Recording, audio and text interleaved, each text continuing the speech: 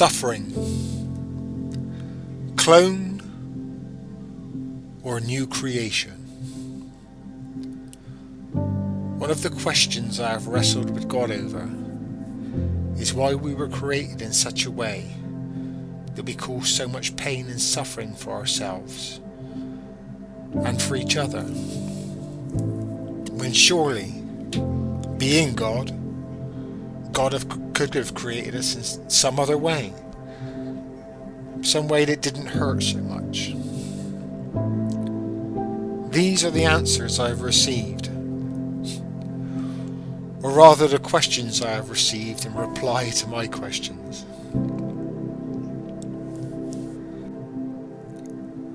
If you wanted to reproduce and you had the choice, would you create clones of yourself as you are now, already grown up, endowed with all your knowledge and experience, exact copies of yourself? Or would you prefer to create new lives, each one a completely unique individual, full of infinite potential? What if you had the foreknowledge that your creation would have to grow and learn for themselves, that they would have to, over a long period of time, acquire their own knowledge through their own lived experience? What if you had the foreknowledge of exactly what this meant for you and for your creation? Would you create? What if you knew that creating a new and unique life meant that this process of growth and learning would be a mixture of great joy and happiness, wonder and awe, but also of great suffering and sadness, of doubt and of fear? This would be true for the new life you had created and for yourself. Would you still want to do it? What if you knew that your creation, your children, would, because of the suffering and sadness, the doubt and the fear, and because of their lack of understanding, reject you, rebel against you, and even hate you for creating them?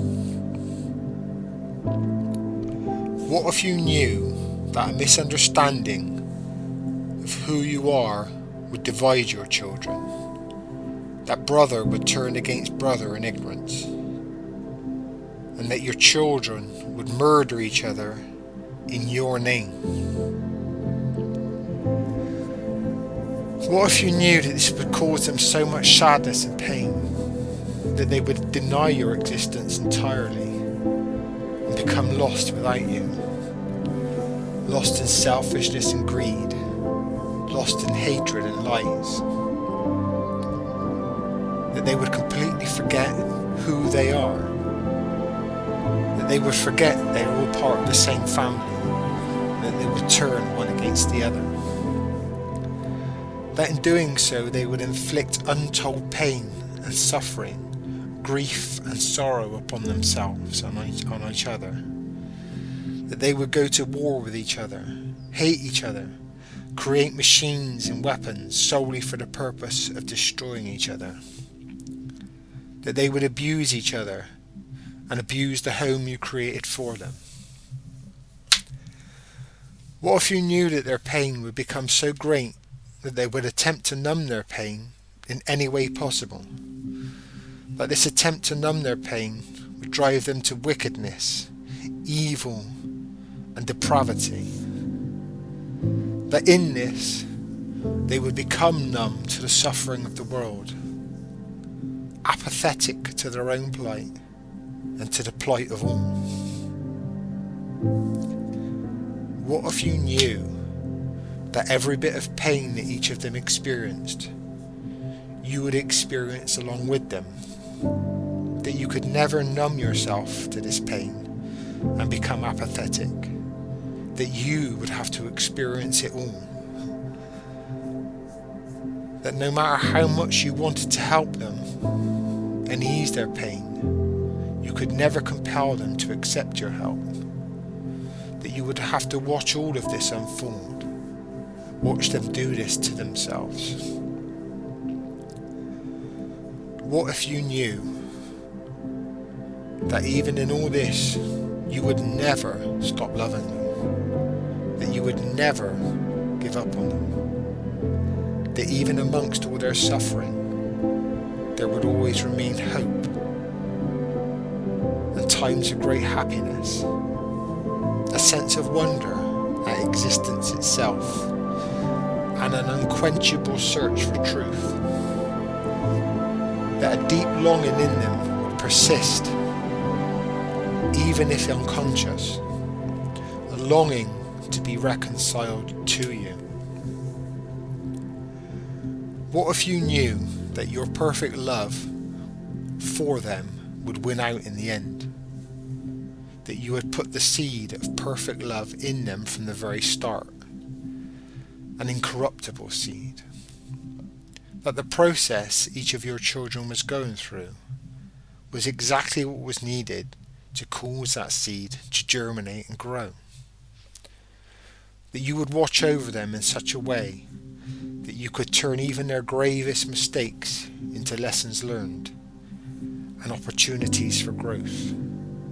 That even in their deepest darkness, you would always be with them, ready to turn things around, whether they knew it or not. What if you knew that because of all their pain and suffering, because of all their hatred and rage, because of their wrath, they would demand some payment for this great injustice being perpetuated upon them, for all their pain and suffering, for all the wrongs in the world? Someone must be to blame, they will think. Someone will have to pay and suffer the consequences for the atrocities of the world. Crucify him, they will cry. What if you knew you would have to sacrifice yourself for them and to them? That you would have to pay this price that they demand? That you would have to take all their pain and suffering, all their hatred and rage, all their vengeance and bitterness, all of their wrath you would have to take upon yourself? What if you knew that by doing this you would open a door that will never be closed, a door that leads to all of your children being reconciled to you? That this sacrifice would be the solution to all of their pain and suffering. That even amid their pain and suffering, the knowledge of your great sacrifice, done in and from perfect love for them, would give them the strength to face it all, because they would now know of your unending, unconditional love for them.